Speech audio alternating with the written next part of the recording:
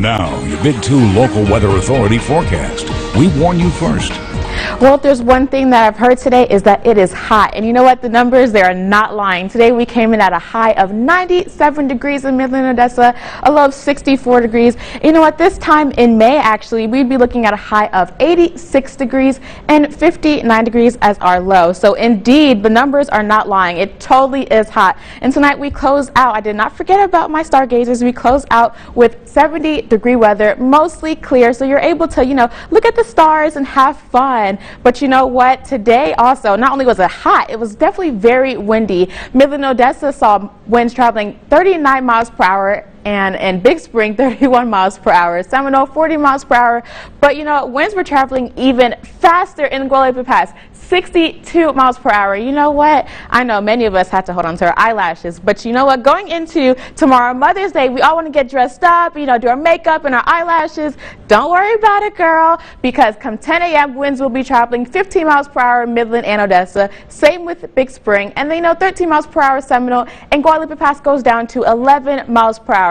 So you won't have to hold on to your eyelashes for too long. And even by 5 p.m. around dinner time, special dinner for Mother's Day, 5 miles per hour in Midland, Odessa. So definitely those eyelashes, girl, you won't have to hold on to them for any longer. But with winds going as fast as possible and temperatures increasing above normal, we do currently have a burn ban in effect. So it is advised that you do hold off on any kind of fire weather activity, because even the smallest of fire can create the largest of wildfires. Going into tomorrow, we will be waking up to 62 degrees in Midland, Odessa, but you know what? We increase to 85 degrees come 4 p.m. Winds will be traveling 19 miles per hour, not too bad, but then we do dip to 77, so we do have a warmer evening to enjoy the holiday. So not bad whatsoever. Getting into some heat safety just in case, because it's going to get hot, but I know we also want to celebrate, hydrate for sure, but make sure you do take a break, find some shade, but also do make sure you have some sunscreen on, because you don't want to ruin the holiday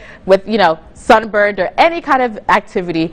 Going into tomorrow morning, remember, we will be waking up in our 60s. The winds will be there, traveling 10 to 15 miles per hour, so definitely not too bad whatsoever. But you know what? We won't stay in our 60s for too long, because we do increase to 86 degrees, super hot. But then we do have a cold front coming in on Monday, so that's why temperatures do decrease to our 70s and then 68. And then you know what? We heat back up Friday and Saturday to 83 degrees. So you know what, Aaron? It's kind of like a little bit of everything this upcoming week.